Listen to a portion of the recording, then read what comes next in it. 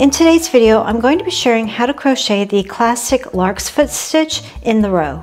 This is a textured and colorful pattern worked by alternating double crochets and spiked stitches, which resemble the look of bird tracks or feet of a lark, hence the name. Personally, it reminds me of one of my favorite video games growing up, which was Space Invaders. And hey, if you make this into a blanket and you're in a bad mood, just flip it upside down and everyone will know to leave you alone. But seriously, this is a beautiful stitch, and although it is a 4-row repeat, it is super simple to do. For this tutorial, I'm using a cotton yarn weight 4 with a 3.5mm hook. If you'd like to learn more about the yarn I'm using, you can find all of that info in the description box below the video. To get started, add a slip knot to your hook.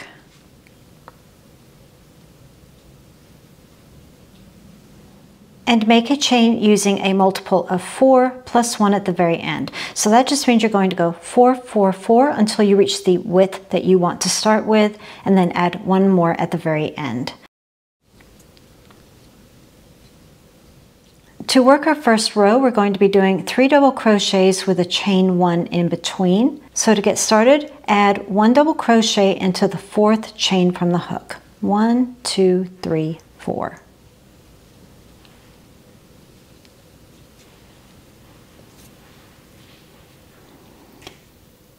The turning chain does count as a stitch, so essentially we have 2 double crochets so far. Add 1 more double crochet into the next chain. Next, chain 1, skip 1 chain, and then do a double crochet in the next 3 chains.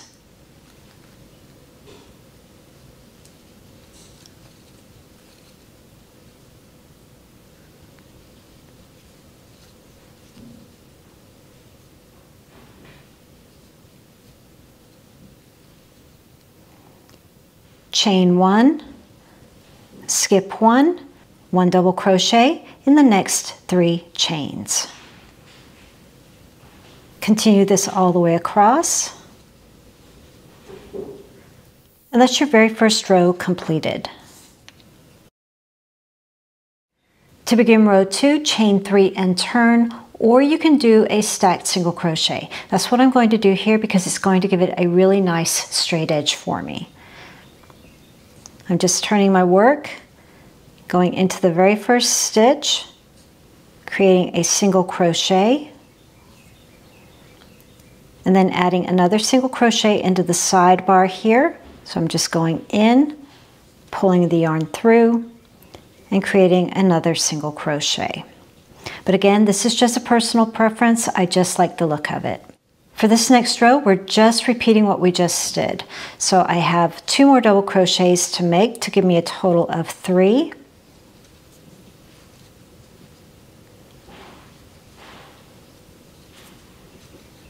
Chain 1, skip 1, and then 1 double crochet into the top of the next 3 stitches.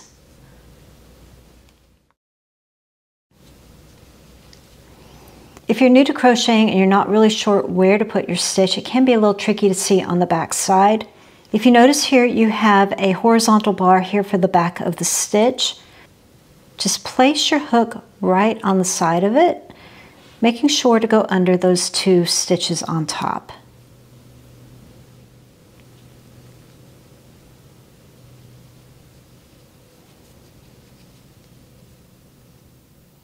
And again, just continue this across. Chain 1, skip 1, 1 double crochet into the top of the next 3 stitches, all the way across. For your final double, you are working into the turning chain from row 1, so just do your best to work under 2 strands of yarn.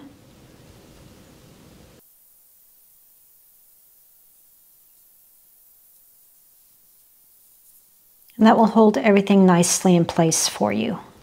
And now we're ready to change color and do the 4-row repeat. These were just your setup rows. You can change colors however you like best. The most common way is as you're finishing your last double crochet before doing that very last yarn over. That's a great time to bring in your new color. Just complete the stitch with your new color. Or if you've already completed the stitch like I have, I'm just going to go into the side, into those two little bars there, and do the same thing, just one step later. Bring in your new color, pull on the old yarn. To begin row 3, we're going to do a chain 4 and turn, or if you like to do stacked singles like I do, then you can do a stacked single plus a chain 1. So I'm going to turn my work,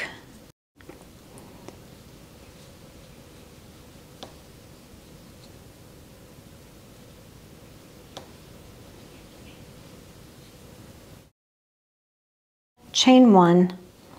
For row 3, we're bringing in the double crochet spiked stitch, and it's really easy to do. It's just a double crochet that we're placing into the chain space from the second row below.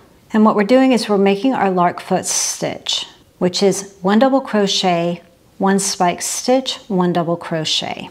So to begin this sequence, we've done our double crochet with a chain 1. Now we're just going to skip a stitch and work a double into the following stitch.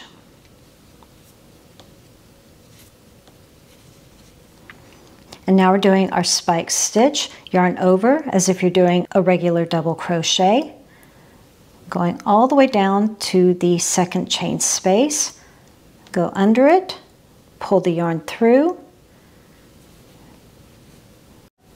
yarn over, pull through 2, yarn over, pull through 2. To complete this cluster, yarn over and work a double crochet into the next stitch.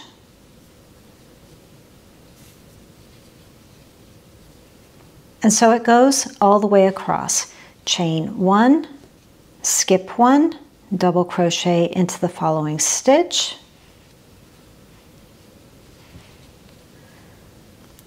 double crochet spike stitch,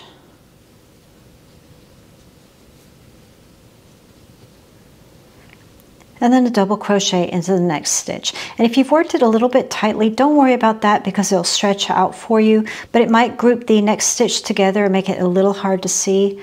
Just make sure to work on the side of that back bump of the stitch.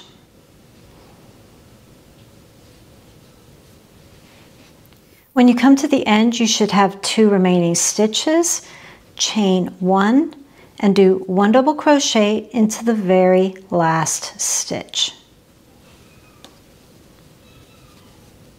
So you'll notice here you began row 3 with a double crochet and a chain 1, and then you finish the row with a chain 1 and a double crochet.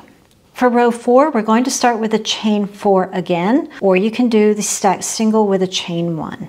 Either way, turn your work. I'm doing the stacked single.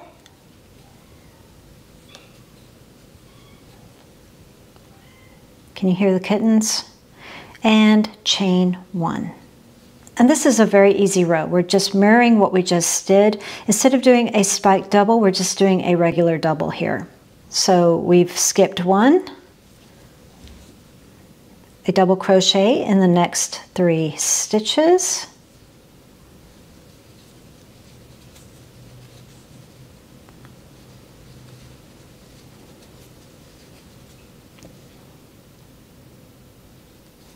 chain 1, skip 1, a double crochet in the next 3 stitches.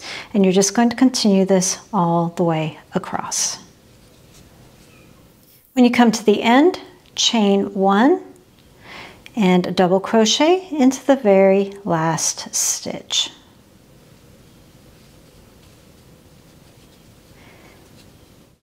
That's the row completed, and now it's time to do another color change. Note here that we're doing a color change after every 2 rows.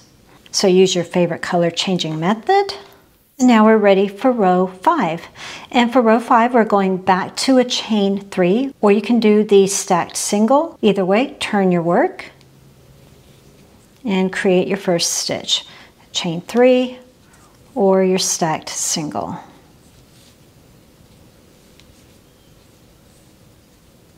And it's pretty clear to see what we're doing here. We're starting our lark's foot on the sides now. We have these spaces here to work our spike stitch. We've done our first double crochet for our cluster.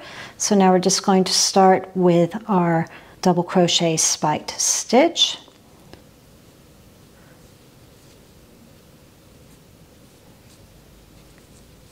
And now a double crochet in the next stitch to complete our lark's foot cluster.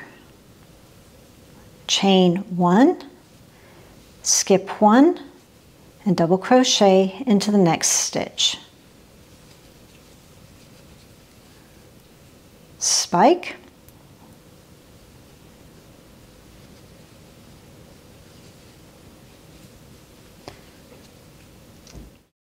and then a double crochet in the next stitch, and you're just going to continue this all the way across. Coming to the end, I've done my last chain 1, doing a double crochet, a spike stitch here at the end,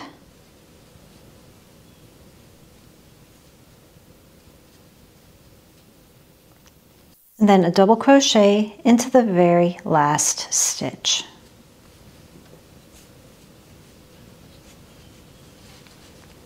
For row 6, we're starting again with a chain 3, or you can do a stacked single, of course.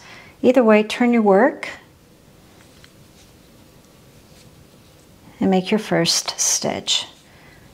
Stacked singles or a chain 3. This is very easy again. We're just repeating what we've done before. We're just doing double crochets into the top of the previous doubles with a chain 1 in between. So I've already done my first double crochet.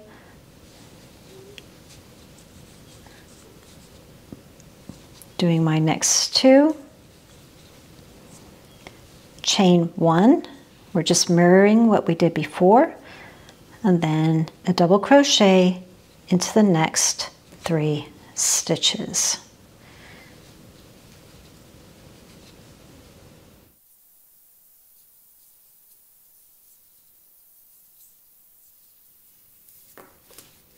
And that's all there is to it. You're just going to continue on repeating row 3 through row 6 until you complete your project. The 2 main things to remember here is you're changing colors after every 2 rows. And then when you first start that sequence, the first 2 rows, you're going to start with a chain 4. And then the second half of that sequence, you're going to start with a chain 3. So once you've done a few rows of this, that sequence is going to get really embedded into your mind. I always get questions on how to weave in the ends or what to do with the ends, because I often don't show this on camera, me weaving in all of these ends. All I do is I tie the sides like you saw here, grab my favorite yarn needle, and then just work in at least 2 opposite directions.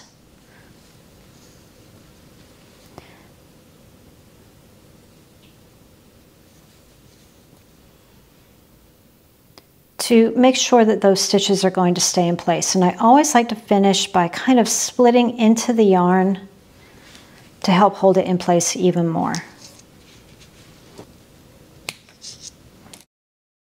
When you come to the end of your project, you'll notice that you have 2 rows of these chain 1 spaces. I'm not a big fan of how that looks. I want it to look more like the beginning of the pattern. If you feel the same way, what I suggest doing, continue on by doing row 3 one more time, and then replacing row 4 with just a row of double crochets completely. So instead of doing a chain 4 to begin, I'm just simply going to do a double crochet. In my case, I'm doing a stacked single to begin the row. That represents my first double crochet. And then instead of doing a chain 1, just simply do a double crochet around the chain 1 space. And then just continue that all the way across.